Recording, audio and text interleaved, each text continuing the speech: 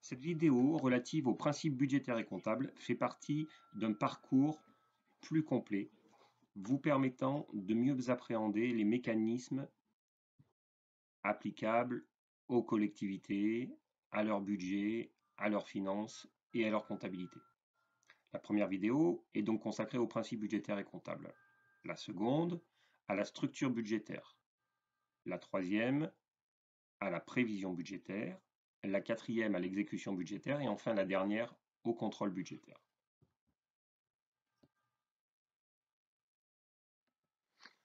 Jusqu'à présent, nous avions parlé des principes budgétaires traditionnels. À côté de ces principes budgétaires traditionnels, on va trouver un principe comptable structurant qui est une spécificité française, c'est le principe de séparation entre l'ordonnateur et le comptable. L'ordonnateur, c'est en quelque sorte l'exécutif de la collectivité. L'ordonnateur, c'est celui qui va passer des commandes, c'est celui qui va vérifier le service fait, et une fois que le service est fait, l'ordonnateur, comme son nom l'indique, va donner l'ordre de payer. Mais l'ordonnateur ne paye pas. L'ordonnateur donne l'ordre de payer, et il donne l'ordre de payer en signant un mandat. Le mandat, c'est l'ordre que l'ordonnateur va donner au comptable public. Retenez que l'ordonnateur, dans les collectivités, est un élu. C'est l'exécutif de la collectivité. Au niveau des services de l'État, l'ordonnateur est un agent public, est un fonctionnaire de l'État. Par exemple, le préfet est l'ordonnateur de l'État dans le département. L'ordonnateur donne l'ordre de payer au comptable public. Le comptable public est un fonctionnaire de la Direction générale des finances publiques. Le comptable public va contrôler les pièces transmises par l'ordonnateur et va payer après avoir contrôlé. Lorsque le comptable public paye, il engage sa responsabilité pécuniaire et personnelle. C'est-à-dire que s'il a payé un mandat qu'il n'aurait pas dû payer, il devra rembourser la collectivité. On verra dans les contrôles que c'est la Chambre régionale des comptes, au niveau de l'État c'est la Cour des comptes, mais dans les collectivités c'est la Chambre régionale des comptes, qui va régulièrement venir juger les comptes du comptable public. Et si, lorsqu'elle juge les comptes du comptable public, elle constate qu'un mandat a été payé alors qu'il n'aurait pas dû être payé, la Chambre régionale des comptes va imposer au comptable public de rembourser la collectivité. Bien sûr, le comptable public a des assurances, a souscrit des cautions, mais juridiquement, c'est lui qui est personnellement et pécuniairement responsable et c'est lui qui doit rembourser. Ce principe de séparation entre l'ordonnateur qui décide, qui vérifie le service fait, et le comptable public qui paye est un enjeu démocratique. Pour être sûr qu'il n'y ait pas de détournement de fonds, il est important qu'il y ait deux personnes qui interviennent dans la chaîne de l'exécution des dépenses. Il est important aussi que l'ordonnateur n'ait pas de pouvoir hiérarchique sur le comptable public. L'ordonnateur n'a pas d'ordre à donner au comptable public. Le comptable public dépend du trésorier payeur général qui dépend lui-même du ministre des Finances. Il n'y a pas de lien hiérarchique. Il n'y a pas de subordination. Le comptable public est indépendant de l'ordonnateur. C'est un principe démocratique, mais c'est aussi un principe de protection de l'argent public.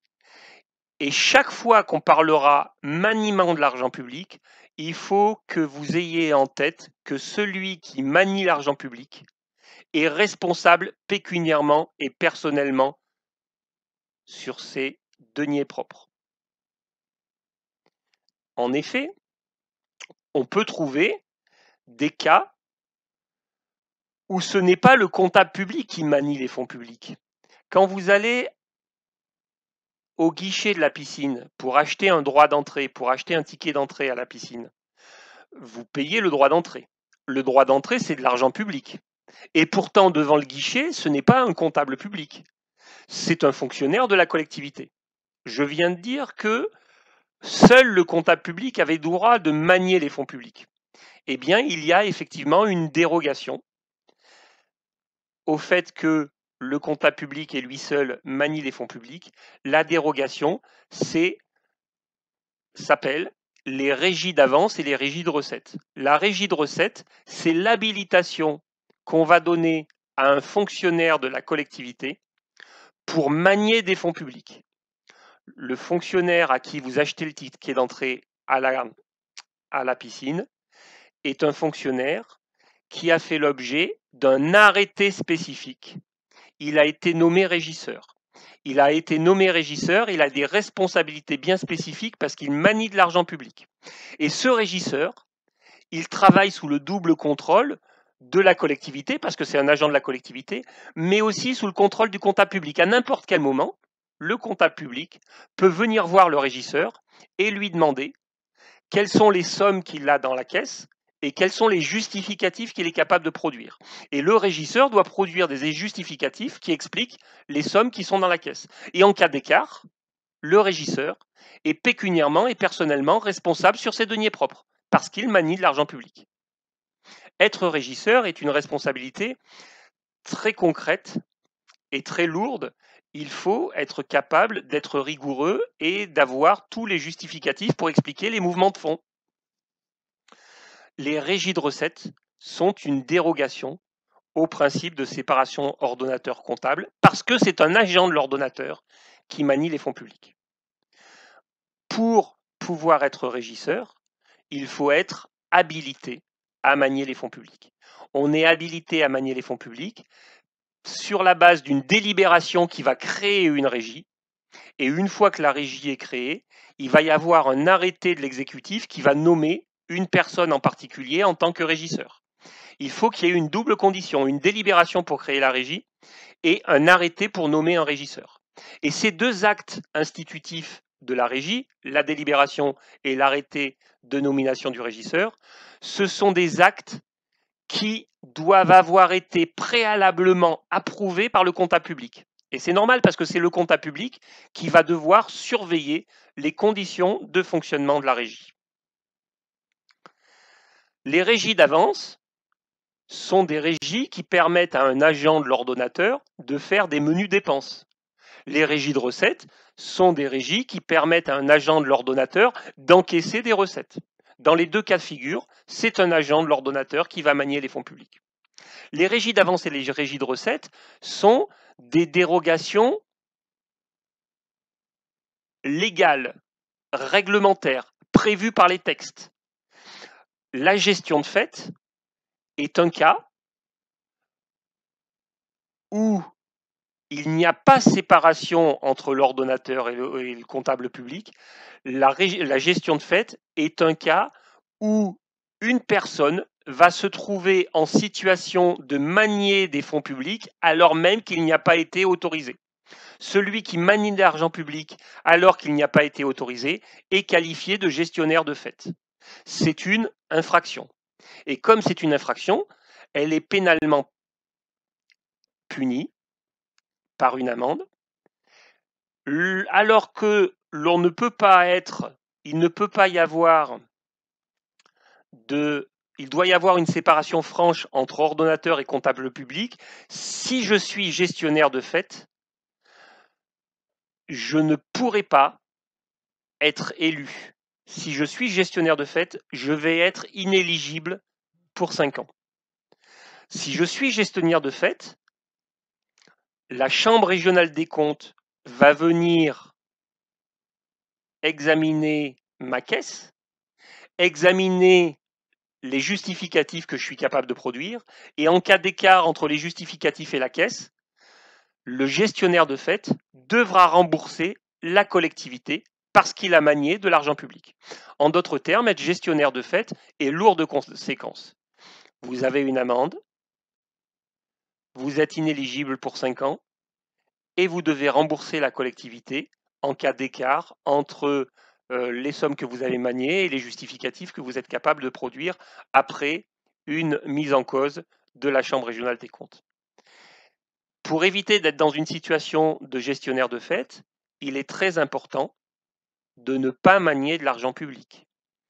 L'argent public, c'est bien sûr des pièces et des billets, mais l'argent public, c'est aussi des chèques. L'argent public, ça peut être des cartes bleues, l'argent public, ça peut être aussi des tickets restaurants. Ne pas manier de l'argent public, c'est être extrêmement vigilant sur tous les moyens de paiement qui peuvent exister. Et quand par erreur, vous recevez un chèque sur votre bureau, il faut vite le mettre dans l'enveloppe et le renvoyer au Trésor public, sauf si vous êtes régisseur de recettes.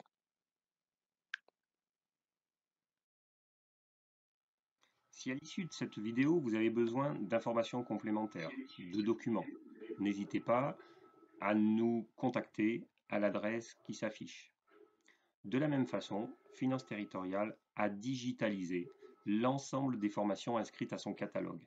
Elle peut donc très facilement répondre à vos attentes et vous proposer des formations à distance ou mixtes, à distance en présentiel ou complètement en présentiel, à des tarifs optimisés par rapport aux tarifs des autres sociétés de formation. Au-delà de ces formations inscrites au catalogue, la méthodologie que nous mettons en œuvre et le très large réseau de nos intervenants nous permet, toujours à des coûts optimisés, de vous proposer à distance ou mixte n'importe quelle formation relative à la gestion des collectivités ou au management public. Finance, marché public, ressources humaines, management, intercommunalité, gestion des services publics et bien d'autres thématiques encore. Chaque fois que vous avez un besoin en matière de formation, n'hésitez pas à nous solliciter.